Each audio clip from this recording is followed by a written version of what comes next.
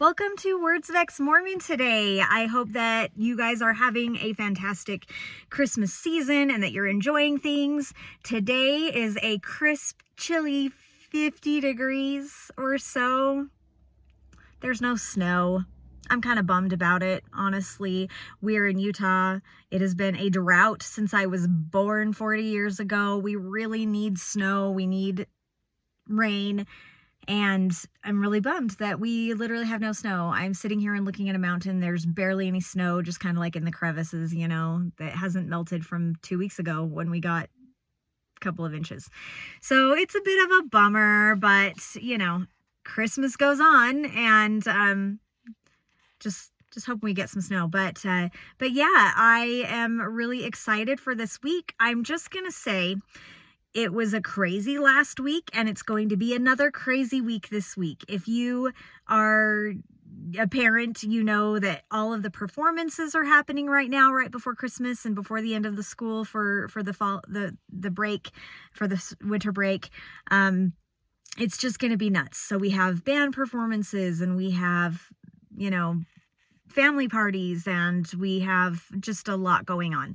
I have a work party as well. I'm looking forward to all of it. It's going to be really fun, but it's also exhausting, and you know what I'm talking about. So I'm going to try to make a whole bunch of videos today so that I can post every day and be, involved and stay active and up to date on my accounts, and keep that interaction going. So we'll see how it goes. If I'm not active, if I'm not there, if I don't respond to comments, if I don't post things, I apologize. I will be back when things calm down, because I am prioritizing my family, and I am very excited though. Last week we talked about, if you didn't watch those videos, please go and check them out. It's super fun with my cute husband, Ches. We talked last week about what we are keeping, what we're letting go, what we are excited about not being Christian Mormons anymore during the Christmas season. So that's kind of a fun video to check out. Today I'm going to talk about Yule. Yule is coming up this weekend. I'm really excited about it. It is the biggest Yule we will have had. I've got glitter in my hair here from my daughter, Clementine. Anyway, it's everywhere. I don't know if you can see it in the video, but I can see it in my camera, and it's driving me nuts. Anyway, so I do love glitter, but it's weird. Anyway, so it's going to be the biggest party that I've ever hosted. We are going to do really fun things and have lots of great company and good food. And so I am just going to talk about Yule and what we do. We started Yule several years ago because my son, who is 18 now, he's in college, but a few years ago, I'm not exactly sure when he decided that he hates Christmas, but he hates Christmas. He hates decorating the tree. He really only has a couple of Christmas movies that he'll watch. He doesn't like giving gifts. He doesn't like getting gifts. He doesn't like any of that stuff. So, it's just, I don't know when he exactly started to hate Christmas, but he does. He doesn't like it. And I probably in one of, how teenagers are so intense, and they have to have something that they are like they have to have a cause. They have to have something. It was probably during one of those teen years. But anyway, he hated it. And I love Christmas. So it kind of broke my heart that he hated it. And I really wanted to find a way that he could enjoy the season without, and do the things with us that we were doing, because I wasn't going to stop celebrating Christmas, but also that maybe if we celebrated some of the things that he wanted to celebrate and had activities that he wanted to have, then maybe he would feel a little bit better about participating with the rest of the family when we did other things. And I wanted him to enjoy the season. I wanted there to be happy memories for him and things that he enjoyed and that he loved. And so I started to kind of research. Now, I'm going to say here, I'm not by any means a historian. I have studied and read and enjoyed Norse and Celtic lore and history and mythology my whole life since I was a little kid. I have always enjoyed those things. I even majored in Celtic anthropology in college for a while. So like I've studied it and everything, but I am not by any means an expert. I am not a historian. And so if I'm not 100% correct about any of the traditions or histories or whatever, like you can correct me, it's fine. Like I'm not going to be insulted or anything. I'm just saying, don't take anything that I'm saying as like set in stone, kind of, like it is what it is. Like, anyway, all I'm trying to do is say, this is what we celebrate and this is how we celebrate. This is what we do. These are our traditions. And, maybe you'll want to participate in some of those too. So that's my main goal with this here. So firstly, Saturnalia is the Roman version of Yule. It was celebrated on September 17th, which is Chez's birthday, my husband's birthday. And they would sometimes celebrate for a day, but sometimes over time it began to be celebrated for a whole week from the 17th to the 23rd. It was a full festival that celebrated Saturn, who was the god of agriculture and the promise of spring. During Saturnalia, pigs would be sacrificed to Saturn, and then a public feast would ensue. And they celebrated with gift giving as well. And during this time, slaves would also be treated as equals, where people, their masters would actually serve them dinners and cook for them and everything. So it was a really good time for everybody, and everybody looked forward to that a lot. So people wore bright colors, they gambled, they drank, and everyone had a great time. And that existed for a really, really long time, way before Christianity, way before, any of the Christmas celebrations. The Roman gods and their customs and religion were not pagan. Pagan religion is defined as beliefs and practices that aren't the main or common religions. Since Rome ruled most everything during that time, everything that wasn't Roman, either religiously or culturally, was considered pagan. So that's pretty much all of the world, unless you were a Roman. To them, anyway, they controlled and ruled and took over most of Europe in some portion or another. Yule is the pagan holiday, which is very similar to Saturnalia in that it celebrates the winter solstice, which is the shortest day of the year, and the return of the light to the world is coming after that day. So it lasts from December 21st through New Year's, January 1st. All in all, Yule isn't completely a religious celebration. It can be, I guess, but for the most part, everybody celebrated it just kind of as a celebration of nature and a way to kind of cope through the really dark, cold, difficult months through winter. So there's a little bit of a history lesson there. The very first year we celebrated Yule, I did plan a different activity for every single day all the way leading up to the solstice. For the week before the 21st is when we did our celebration, all the way leading up to the 21st, which is the actual solstice. And then we had a big feast that day. And I did a different thing every day where we would, I'll get to the celebrations that we do. So we did something different every day. And I was able to do that year because our kids' school was off for the week before Christmas.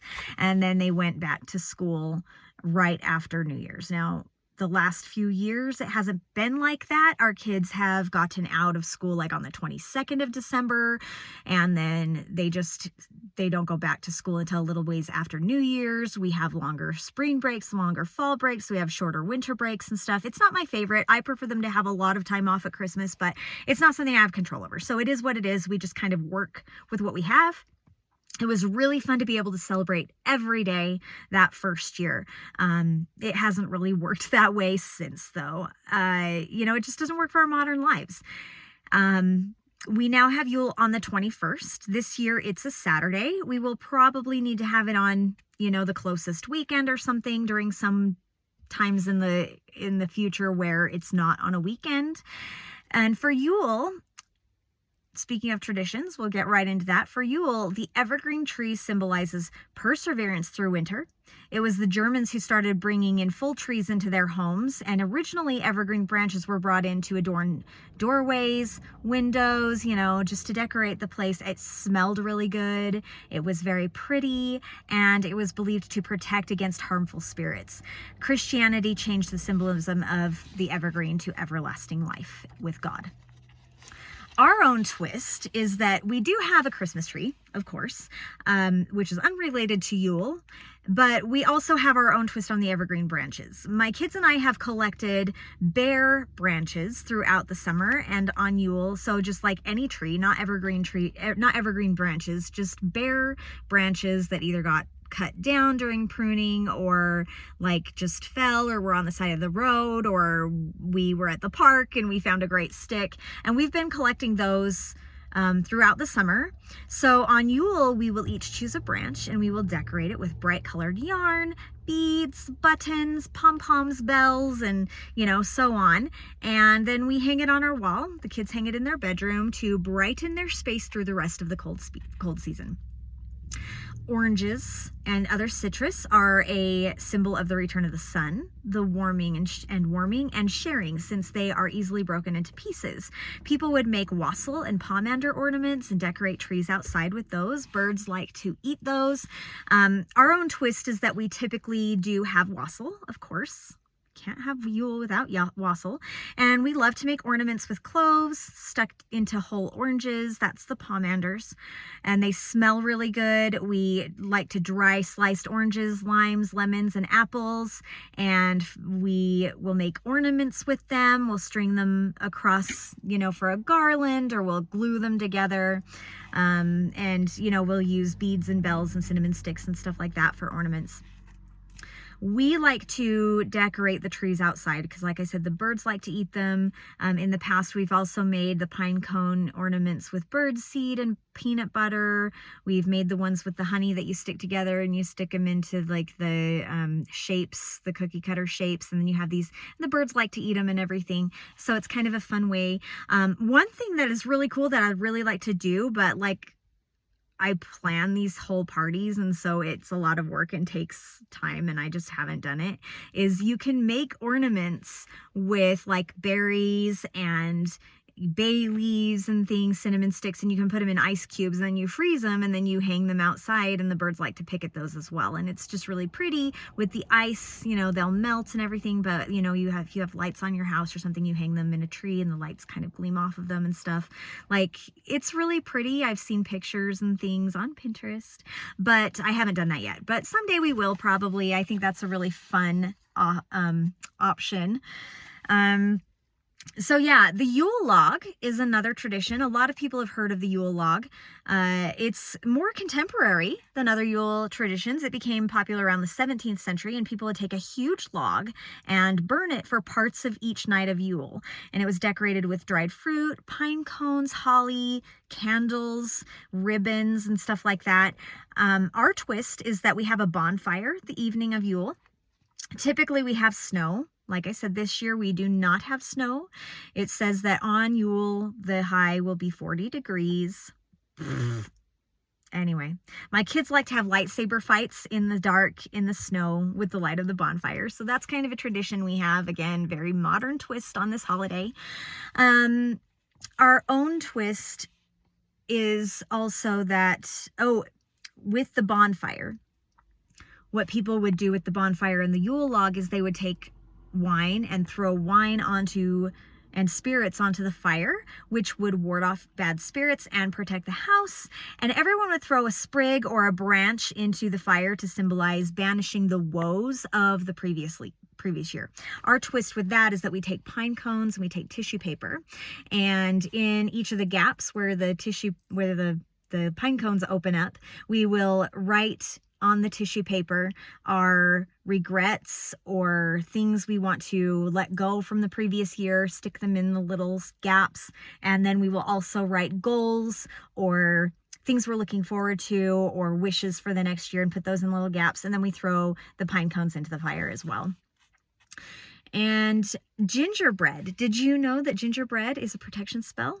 All of the spices used in gingerbread are traditionally used as measures to protect your home and loved ones. Additionally, they represent prosperity, and the hot, spicy kind of flavor in gingerbread brings warmth. Anciently, during Yule, gingerbread was more of an actual bread until Queen Elizabeth herself, when she changed that when she began to decorate gingerbread cookies to look like her guests. It was a way that she could impress them and just kind of like a fun little icebreaker or something, and it became kind of a tradition for everybody. And Christians further changed the meaning of the gingerbread men, saying that they represented baby Jesus. Our own twist is not really much of a twist, really. We always make sure that we have gingerbread available in some form. We've had cookies, we've had gingerbread loaves and cakes. This year we have a soft, chewy glazed gingerbread cookie. It's a new recipe, so I'm really excited about that. And Santa. Santa, we know him today as we know him today, comes from a plethora of cultures.